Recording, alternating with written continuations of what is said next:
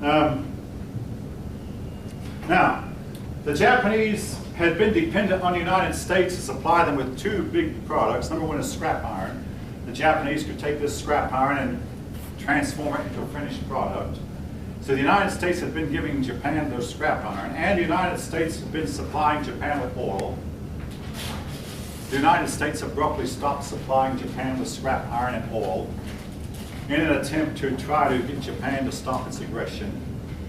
Now, you can state, folks, that yes, the United States provoked Japan into war and possibly did it on purpose. But the other side of that is Japan provoked the United States to where the United States provoked back. The initial moves toward war was actually made by the Japanese when they invaded Manchuria and threatened to invade the Philippines, which was United States held territory, and threatened to invade Formosa, and they eventually did, and threatened Vietnam, which is a French territory. As for Vietnam, once France was clobbered and out of the war, they were wide open for an invasion by Japan. Maybe I should show a map when I talk about these countries so you can see it, but there are maps in your book for those of you following along. Particularly, I mean, there's one I'm looking at on page 740 showing Japan and the territories they took and the territories they held for a short time. Eventually, Japan was able to get not only Manchuria, but all of the eastern coastline of China and all of French Indochina that includes Vietnam and Thailand. I mean, they got much of their empire. They couldn't hold it for long. Anyway,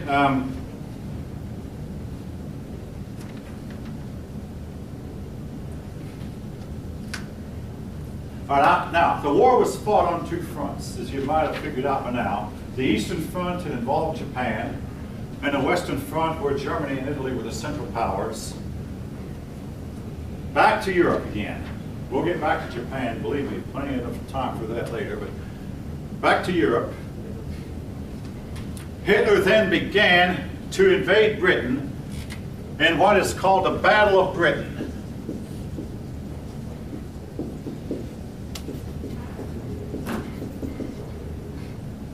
Essentially, Hitler was going to do to Britain like he'd done to Poland, start off with an air raid. However, Britain is an island.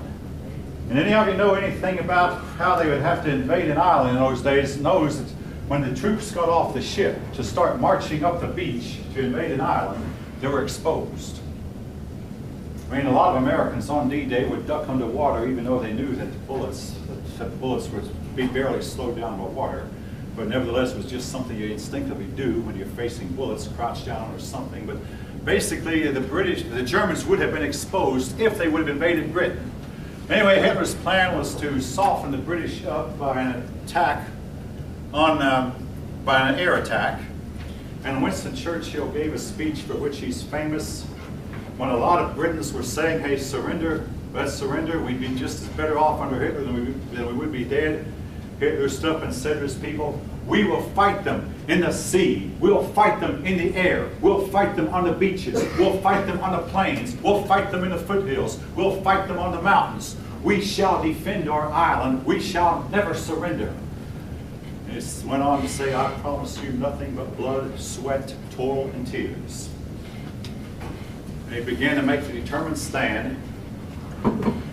I have heard that most of your British young people going to college these days do not even know what the Battle of Britain was about and do not even know that their side won it. Essentially, it was an air battle. The Germans came in and bombed civilian targets, which was something new in warfare. It hadn't been done much in World War I. But they began to bomb even civilian targets, bombed the city of London, anything they could. And the British responded by getting their Royal Air Force. And night after night, the Royal Air Force planes would get in the air and go and find the British bombers and find the German bombers and German fighter planes and knock them down out of the sky.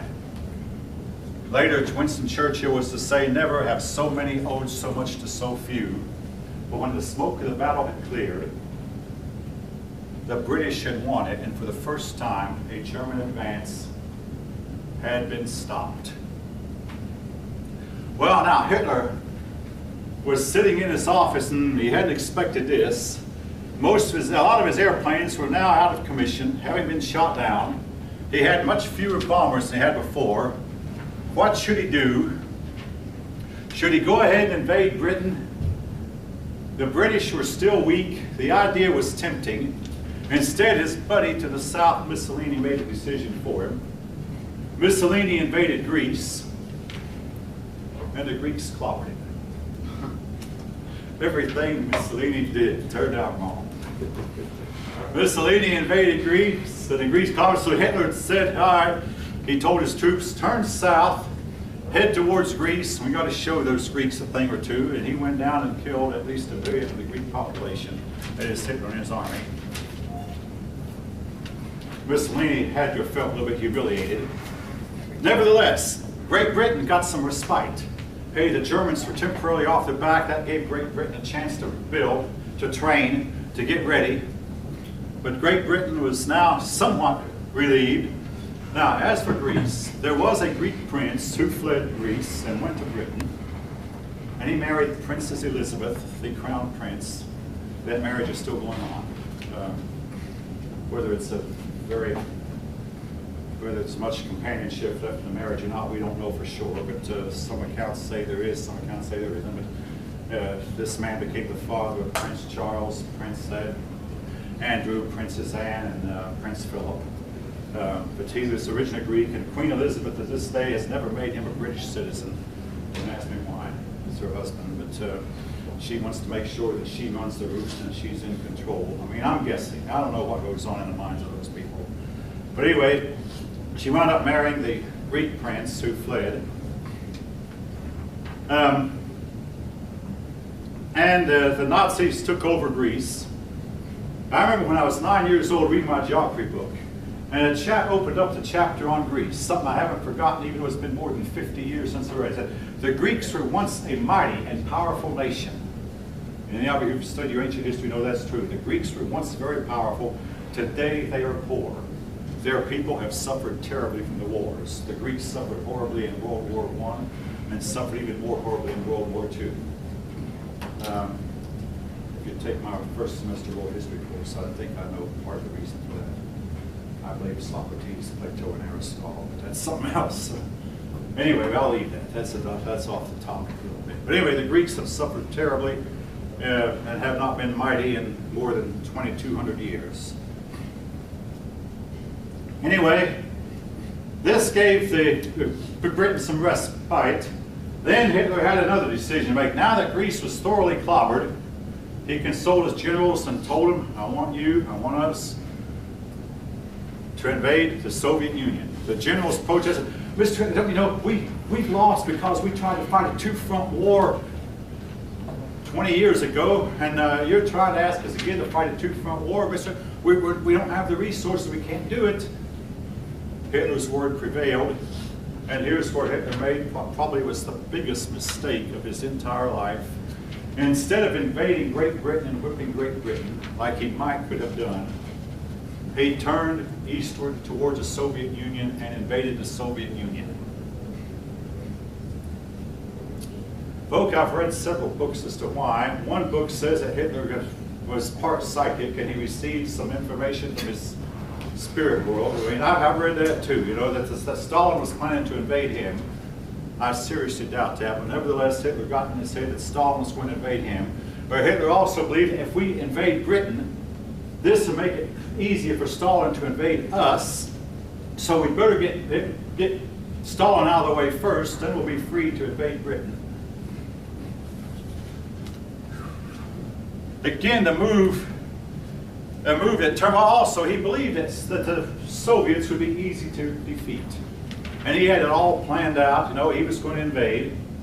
And it's been said the best laid plans of mice and men. He forgot temporarily that King Charles XII of Sweden had been defeated by the cold Russian winter. Napoleon Bonaparte had been defeated by the cold Russian winter. And in 1940, this cold Russian winter came down from the Arctic 3 weeks earlier than Hitler's plans called for. Because you can plan these things. But a cold blast of Arctic air hit, and caught the German soldiers out in the cold without the proper equipment to protect them from the Russian winter. Eventually, the Raps arrived, but the Germans were not prepared to have supply lines that were 1,000 miles long. I mean, from Berlin to where the Eastern Front extended was 1,000 miles. Again, the Germans simply had never had to supply troops that far away. They used aircraft. Here was a problem. The aircraft would drop the food and munitions and medical supplies down, and they'd land behind the Soviet lines. And the Soviets would benefit from the Russian supply, I mean, from the German supply efforts. But initially, the Soviet Union gave way. Well, Stalin, of course, ordered his troops that he had lined up for a war with Japan to get on the railroad. They had a two-track railroad that went all the way across to the Pacific. Stalin ordered his troops to come, and when these troops arrived with their better equipment, I mean, these were the best troops with the best equipment, eventually they helped turn the battle. Every Soviet citizen who was able to fight, including women, they used women, got out and fought. They followed the tactics that Peter the Great had used. They poisoned all the wells, burned down all the houses, took all the factories and moved them farther inland so that the Germans would not find any place to keep warm. And at the Battle of Stalingrad, the tide turned. Now, your book will state that the siege of Stalingrad lasted 900 days, and if this sounds gross, I'm sorry, but the people of Stalingrad were forced to eat rodents just to keep alive. It was said that in case of the common cold, it would kill a person. The Soviets lost a lot of their civilian population and lost a lot of their army. In fact, the Soviet Union lost more men during World War II than all the other nations combined, including Germany.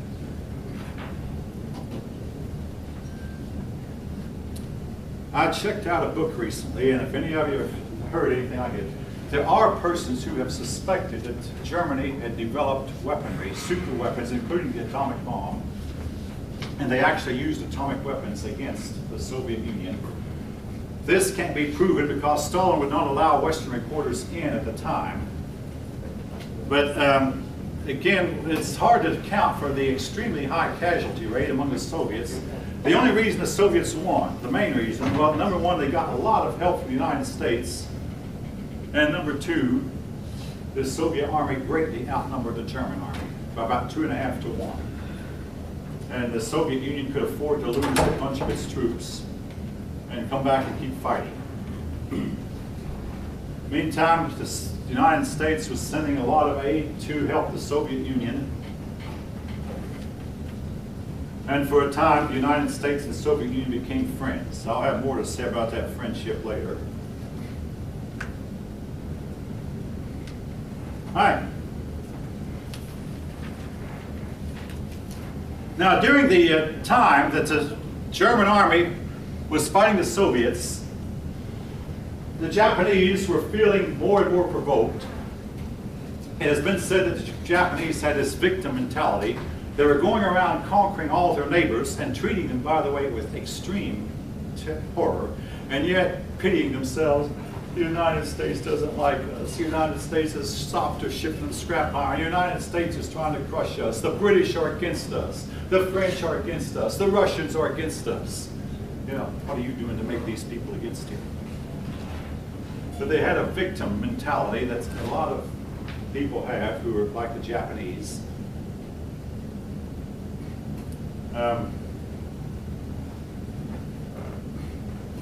And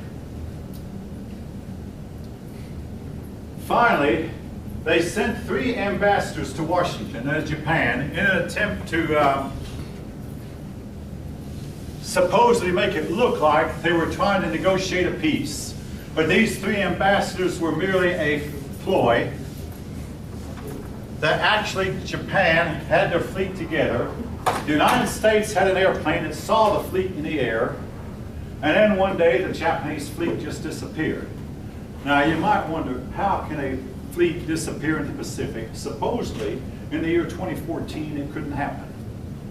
But in those days, keep in mind, folks, the Pacific Ocean was and is huge. And we did not have all the satellites. We didn't have any satellite at all. There were no satellites in orbit.